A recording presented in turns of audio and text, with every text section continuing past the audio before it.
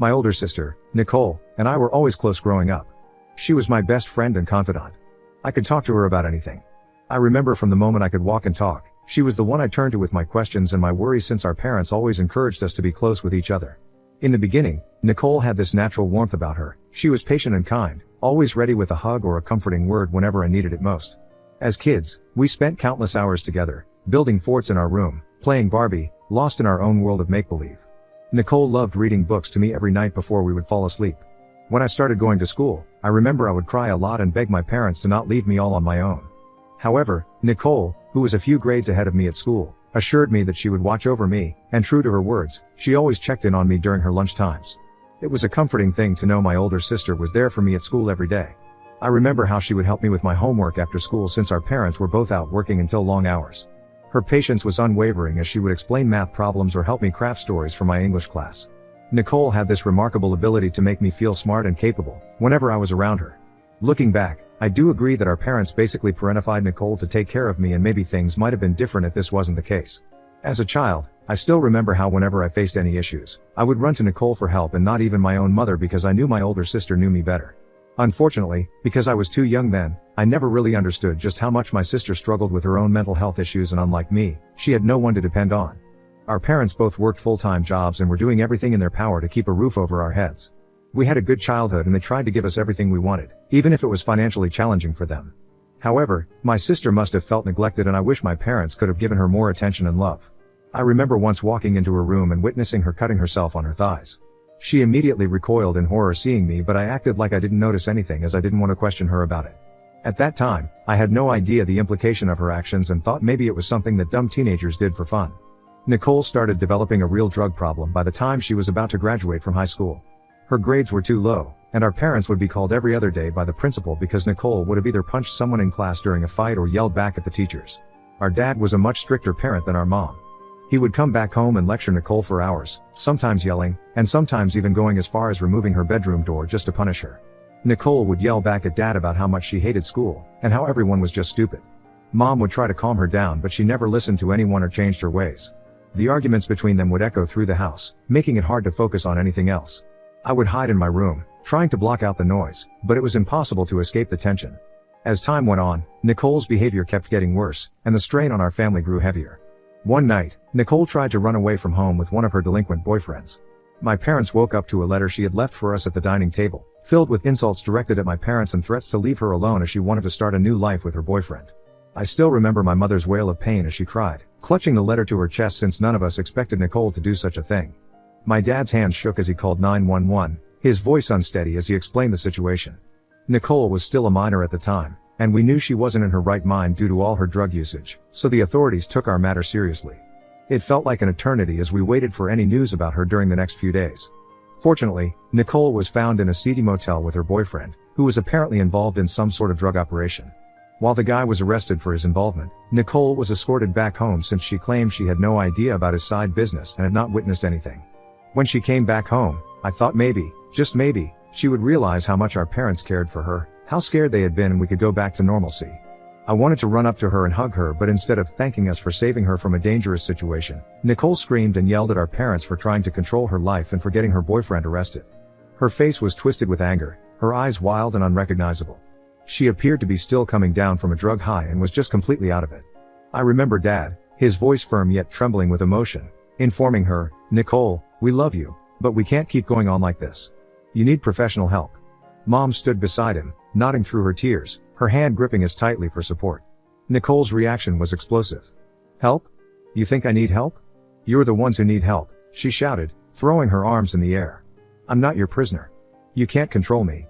Dad and Mom then informed her that they had arranged a rehab center for her to go to for some time where she could heal. Hearing this, Nicole started screaming even louder and threw things at us in anger. I was so taken aback by how different my sister was behaving that I just went numb watching her act like that. She did not care what she threw at us and if it hurt us or not. She kept screaming at our parents that she would kill herself if they forced her to go to rehab. However, this time, our parents were resolute.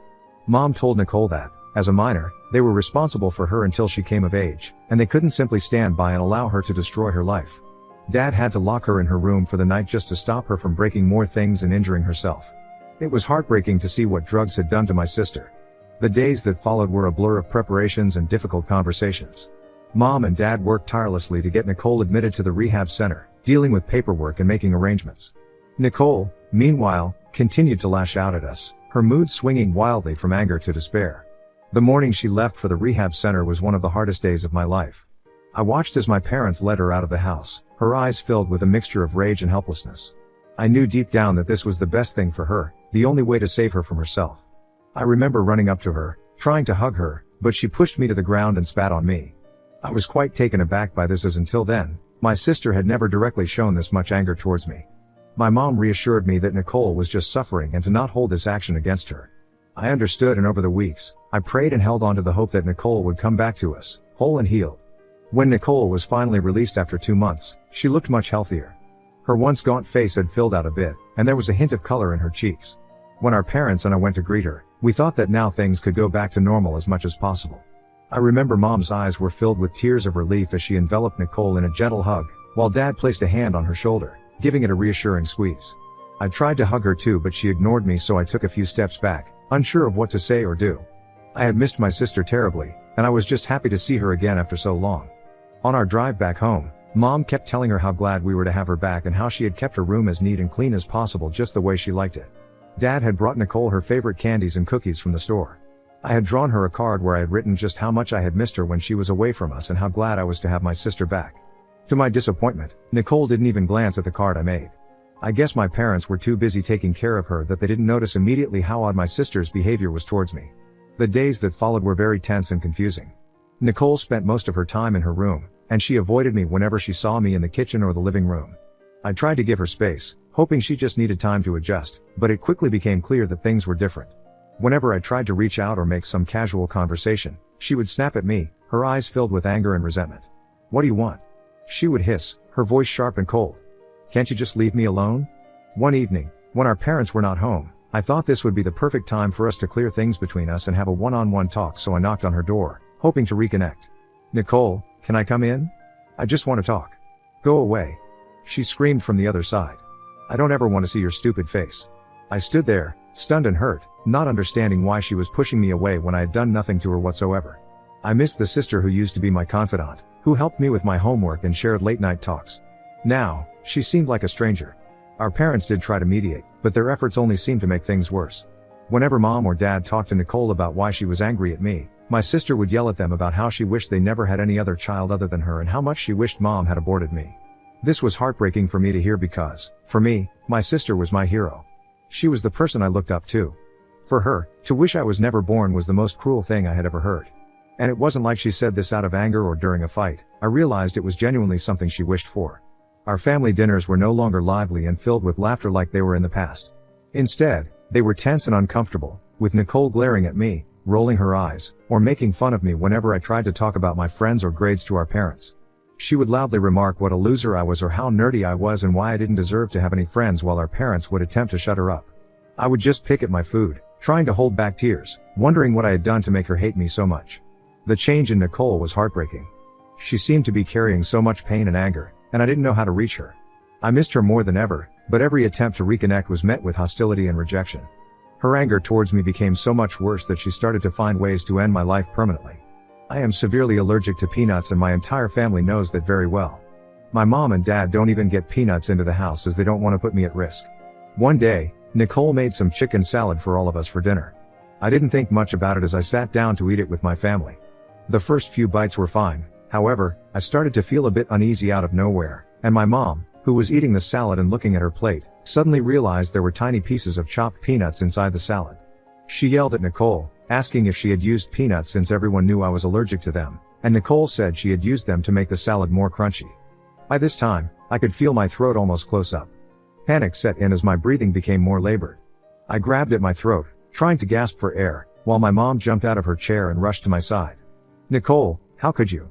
she screamed, her voice filled with a mix of fear and anger. Nicole just stood there, looking indifferent. "I don't think it's a big deal," she muttered. "She must be pretending." My dad sprang into action, grabbing my EpiPen from the kitchen drawer. He quickly administered the injection while my mom called 911, her voice trembling as she explained the situation to the operator. The seconds felt like hours as we waited for the ambulance to arrive. I had no energy to even keep my eyes open. As I lay on the floor, struggling to breathe, I couldn't help but feel a mix of betrayal and sadness. My older sister, who used to care so much about me, had knowingly put my life at risk. The paramedics arrived quickly and rushed me to the hospital. The ride was a blur of sirens and concerned faces as I fought to stay conscious. Once at the hospital, the doctors worked swiftly to stabilize me, and slowly, my breathing began to improve. I remember later that night, as I lay in the hospital bed, exhausted and drained, my parents sat by my side, their faces etched with worry. "We're so sorry, honey," Mom said softly, tears streaming down her face. "We'll make sure this never happens again." Dad nodded, his expression grim. "Nicole will have to answer for what she did. We won't let this slide." I don't recall the exact punishment my parents gave Nicole for putting my life at risk, but honestly, whatever it was, I am sure it was too insufficient given the seriousness of the situation. The entire incident left me shaken. The trust I had in Nicole was shattered. It was clear to me that I could not trust her any longer, and I started to feel unsafe in my own home. As time went on, I would stay inside my room more and more just to escape from her. Our parents attempted to enroll Nicole in therapy, but her manipulative nature was so effective that even therapists were swayed by her persuasive tactics. They often reassured Mom and Dad that there was nothing seriously wrong with her and even minimized her action against me as a mere dumb mistake. The therapist's reassurances only served to deepen the divide between us as Nicole refused to apologize to me for putting my life in danger. I knew she was playing all of us like fools. I grew so afraid of eating anything around the house anymore that I started going to bed hungry, which in turn severely affected my health. The fear of Nicole potentially tampering with my food consumed me, making me paranoid about every meal. Seeing my struggle, Mom came up with a solution that would give me peace of mind. She bought a small refrigerator for my room that could be locked. Mom convinced me to keep some snacks inside this fridge, assuring me that it would be a safe place where Nicole couldn't tamper with my food. Her idea turned out to be a lifesaver. Knowing that I had a secure stash of snacks that only I could access gave me a sense of control over my own well-being. It allowed me to eat without fear, easing the anxiety that had plagued me for so long. Without Mom's understanding and support, I might have continued to suffer in silence, risking my health further. Looking back, I realize how close I was to developing an eating disorder due to the stress and anxiety caused by Nicole's actions. Mom's intervention prevented that from happening. When I finally graduated high school and went away to college, I felt like a new person. It was a huge relief to no longer have to watch my back or be scared of my sister trying to harm me. The freedom and independence that college offered were a welcome change from the constant stress and anxiety I had experienced at home. Living away from Nicole allowed me to focus on my studies and personal growth without the shadow of fear hanging over me. I immersed myself in new experiences, made friends who supported and understood me, and pursued my interests with newfound enthusiasm. I could finally breathe and explore who I wanted to be without the constant fear of getting bullied. This is when I met my husband, Keith. He and I were friends for a long time before we started dating. It was a natural progression for us since we both excelled in our studies and shared a love for anime. Our shared interests and deep friendship laid a strong foundation for our relationship, and before long, we fell in love with each other. Keith was someone I could truly connect with on multiple levels. We spent countless hours discussing our favorite anime series, debating characters and plot twists, and supporting each other through the challenges of college life. He understood me in a way that no one else did, and I found myself drawn to his kindness, intelligence, and sense of humor. When Keith and I got married, I was reluctantly convinced by our parents to invite Nicole, since they assured me that she had changed over the years. Unlike me, Nicole never even went to college and had been living off of our parents all these years while she only had a part-time job as a cashier. Whenever I would come back home during my college breaks, she would try to find new reasons to fight with me and was extremely disrespectful to me.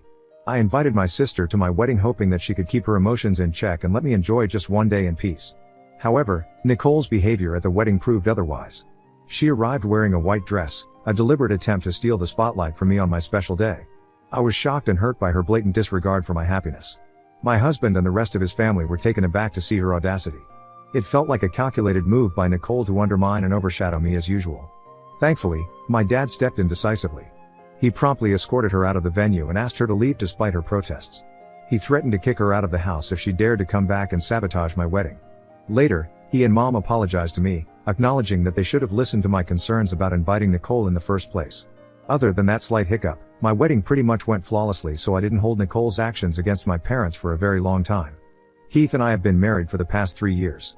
We're fortunate to have great jobs and a house that we own together.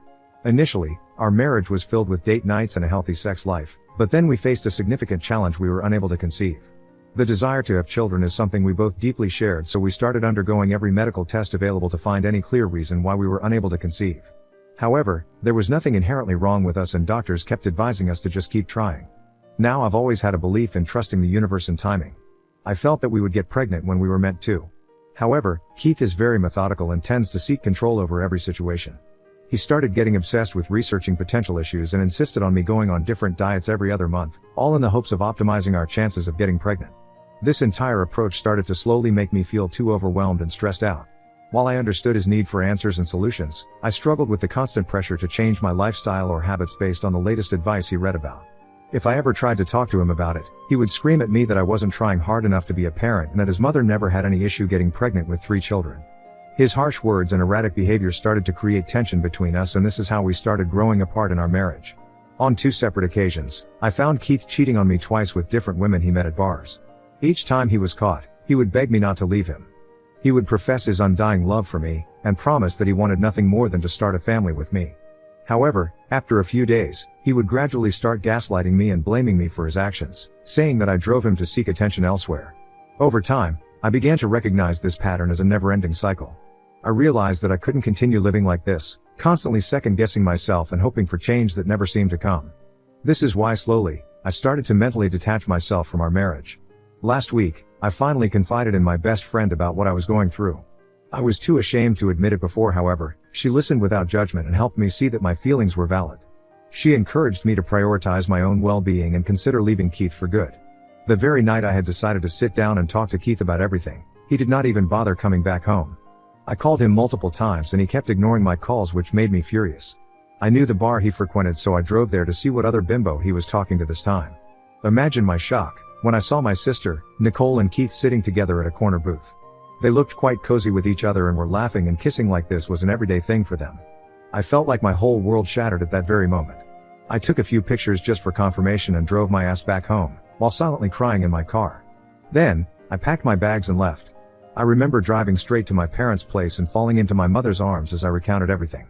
They couldn't believe Nicole would do such a vile thing to me, but fortunately, I had pictures to prove what I had witnessed. My dad was pissed. He called Nicole and screamed at her to come back home immediately. I guess my sister must have already sensed my dad's angry tone on the phone about what was coming, because she had the audacity to come home to our parents' place with Keith. Long story short, my dad threw all her stuff out while Keith and Nicole tried their best to explain to us how they were better suited for each other and that we needed to just give them a chance. My mother was so pissed that she literally pushed them out of the door and told my sister to never come back home again. Since then, I have been getting calls and messages from Keith trying to explain his side of the story and telling me how sad and depressed Nicole is about being kicked out of home. He blames me for involving our parents without talking to them first. Ida for getting my sister kicked out of home and my parents cutting off all contact with her. Update 1. My dad and some of his friends helped me pack up and move all my things into my parents' place. It feels surreal to be back in my childhood house after so long. Nicole has moved in with Keith now. She's been trying to reach out to our parents, but they haven't shown much interest in hearing her side of the story. According to Keith, apparently they met at the bar accidentally months ago, and he mentioned how Nicole provided him with comfort and understood his pain. For those wondering, Keith has always been very well aware of the history between Nicole and me, and he witnessed firsthand how she tried to disrupt our wedding. Despite this, I doubt he gave much thought before getting involved with her, because he is just a sleazy man at the end of the day. As for Nicole, she has always harbored resentment towards me and probably saw pursuing my husband as a way to assert her power over me. It's possible that both of them found the idea thrilling, even arousing during their affair.